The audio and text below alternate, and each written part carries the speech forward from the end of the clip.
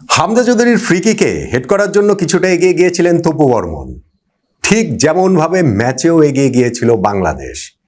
তবে বলের flight miss করায় তপুর হোঁচট খেয়ে পড়ে যাবার দশা হয়, ঠিক যেমনভাবে ম্যাচেও বাংলাদেশের হোঁচট খাবার দশা হয়েছিল, কেননা লিডটাকে আমরা প্রোটেক্ট করতে পারিনি বলে। কিন্তু সেই মুভটাতেই বিশ্বনাথ ঘোষের ভলিটাতে যখন তার দিকে আসছিল, তপু বর্মন হোঁচট খাওয়া থেকে উঠে দাঁড়ালেন, ঠিক যেমনভাবে উঠে দাঁড়ায় বাংলাদেশ। তপুর মাথা ছুঁয়ে বল জড়িয়ে যায় জালে, এরপরে তার সেই বুনো উল্লাস। এটাও যেন ঠিক সেই বাংলাদেশ। লাল জার্সিটা খুলে তিনি মাথার উপরে ঘোরাতে ঘোরাতে সান মারিনোর স্টেডিয়ামে কি ভীষণ উল্লাস করলেন। তখন মনে হচ্ছিল পুরো বাংলাদেশই যেন উল্লাস করছে, তার হাতের ওই জার্সি যেন বাংলাদেশের লাল সবুজ পতাকা। এই যে মুহূর্তের একটা ম্যাজিক তৈরি হলো, এটাই আসলে ফুটবল, এটাই আসলে জীবন। আমরা ওই গোলটা দেখেছি, কিন্তু সেই গোলের মধ্যে কি গভীরভাবে বাংলাদেশও রয়েছে ভেবে দেখুন তো। ইউরোপের মাঠে ইউরোপের কোনো দেশের বিপক্ষে প্রথমবারের মতো ইতিহাসে বাংলাদেশ জয় পেল, হোক না সেটা সান মারিনোর বিপক্ষে, হোক না সেটা ফিফা র্যাঙ্কিং এর একেবারে তলানিতে থাকা দেশটার বিপক্ষে, কিন্তু জয় তো। এবং সেই জয়টাতে ওই যে তপু বর্মনের কয়েকটা যে মুহূর্তের কথা আমি বললাম, সেই মুহূর্তগুলোতে কি বাংলাদেশের ছবিটাই আমরা দেখিনি।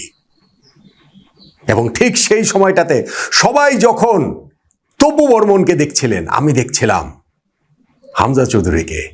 ওই ফ্রিকিকটার থেকে যখন ফাইনালি গোলটা হলো, নিজের ওই জায়গাতেই ফ্রিকিক নেয়ার ওই জায়গাটাতে তিনি হাঁটু মুড়ে বসে পড়ে যেইভাবে উল্লাস করছিলেন নিজে নিজে একা একা, বোঝা যায় বাংলাদেশের জন্য এই হামজার কতটা কি, তার টান আসলে কতটা, শেকড়ের টান আসলে কতটা গভীর।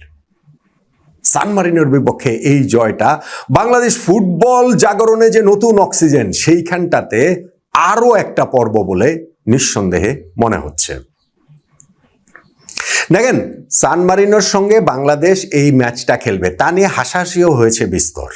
কেননা ইউরোপের একটা দলের বিপক্ষে আমরা খেলবো, ইউরোপের মাটিতে গিয়ে খেলবো, এইটা কি বাংলাদেশ ফুটবল ফেডারেশনের একটা স্টানবাজি কিনা। কেননা যেই দেশের বিপক্ষে আমরা খেলবো সান মারিনো, তারা ফিফার যে 211টা সদস্য দেশ আছে তার মধ্যে র্যাঙ্কিংয়ে 211 নম্বরে রয়েছে। সো তাদের বিপক্ষে আসলে খেলার মানেটা কি। কিন্তু অনভ্যস্ত কন্ডিশনে, অনভ্যস্ত পরিবেশের একটা ব্যাপার তো রয়েছে। বাংলাদেশ তো আর বিশ্ব ফুটবলে পরাশক্তি না রে ভাই।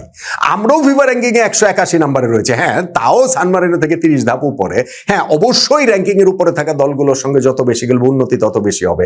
কিন্তু ইউরোপে গিয়ে একটা ম্যাচ ইউরোপিয়ান প্রতিপক্ষের বিপক্ষে খেলছি, সেই ব্যবস্থাটা এই ফিফা ফ্রেন্ডলি উইন্ডোতে আয়োজন করেছে বাংলাদেশ ফুটবল ফেডারেশন। সেই জন্য তাদেরকে ধন্যবাদ দিতে হবে, অবশ্যই সেই ধন্যবাদটা তাদেরকে দিতে হবে। এবং সেই ম্যাচটা যদি আমরা জিততে না পারতাম, তাহলে কিন্তু ওইটা আমাদের জন্য সত্যি সত্যি আরেকটা বিষাদগাথা হয়ে থাকতো।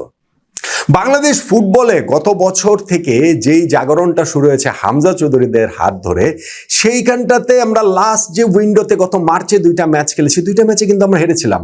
আমরা কিন্তু ওই ভিয়েতনামের ওই ফ্রেন্ডলি ম্যাচটাতে 3-0 হেরেছি, আমরা সিঙ্গাপুরে গিয়ে ম্যাচটাতেও 1-0 হেরেছি, ভালো খেলে হেরেছি।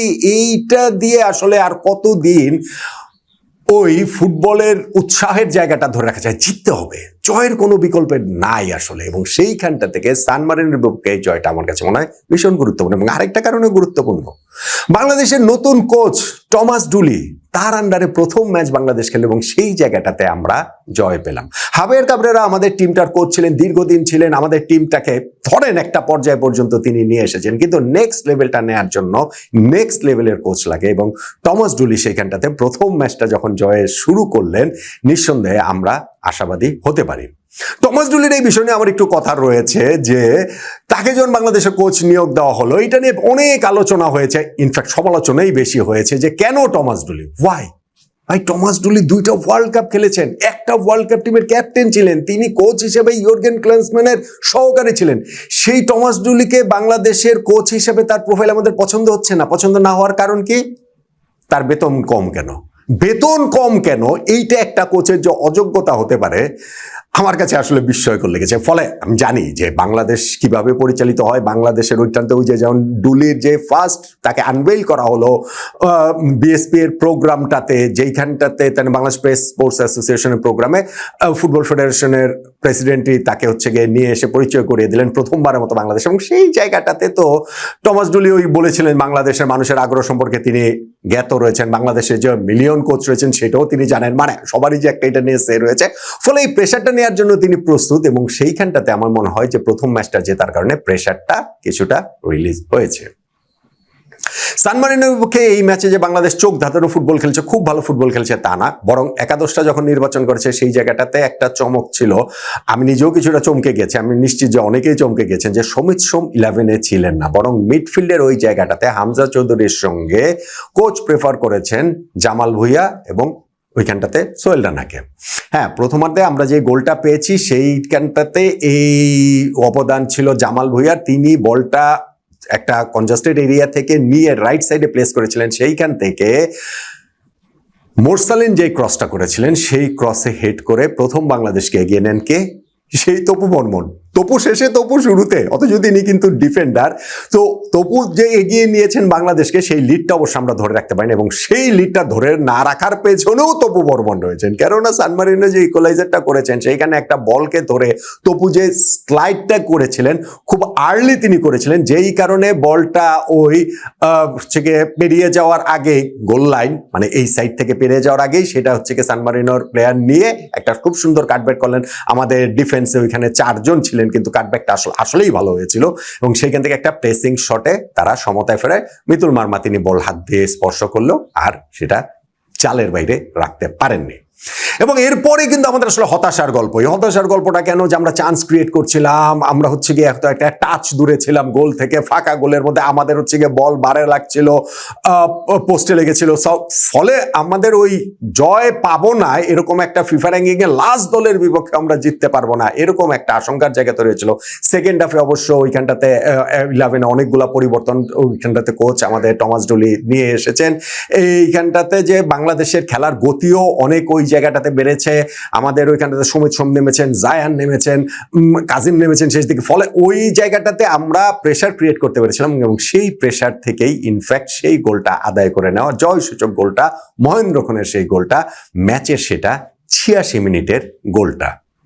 ম্যাচের শেষ দিকে গোল পেলে, সমতা থেকে এরকম জয়সূচক গোল পেলে ওইটার আনন্দ তো সবসময় বেশি থাকে। এবং যেইভাবে আমরা আসলে গোলটা পেলাম, তপু বর্মন ডিফেন্ডার হয়েও এই 3টা গোলেই যেইভাবে তার অবদান থাকলো, মানে অবদান মানে কি আমাদের গোল খাওয়াটা তো তার ওইখানটাতে ডিফেন্সিভ মিস্টেক আছে, সেটা আসলে মেনে নিতেই হবে, কিন্তু শেষ পর্যন্ত গিয়ে তিনিই বাংলাদেশের হিরো, তিনিই বাংলাদেশকে জেতালেন। এবং সেই জয়টা বাংলাদেশের ফুটবল অক্সিজেনে, এই যে বিশ্বকাপ ফুটবলে যে আমাদের উন্মাদনাটা শুরু হয়ে গেছে, সেই উন্মাদনার জায়গাটাতে আমাদের দেশ বাংলাদেশের ফুটবলটা ভবিষ্যতে আমরা একটা পর্যায় পর্যন্ত আসতে পারবো বলে সেই আশার জায়গাটা আরো অনেক বড় করে তুলছে।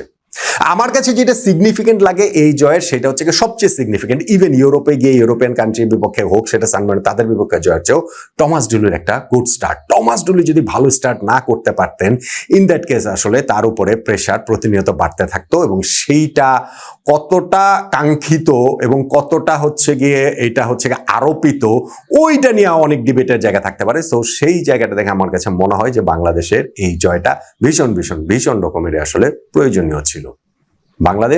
বাংলাদেশের সেই লাল সবুজের পতাকা ইউরোপের মাটিতে ফুটবলের মাঠে এইভাবেই উঠল, এবং ওই যে তপু বর্মন যে গোলটা দিলেন ওই সময়ের মধ্যে পুরো ফুটবল ম্যাচটা এবং সেই সূত্রে পুরো বাংলাদেশটাই না কি অসাধারণভাবে দেখা গেল।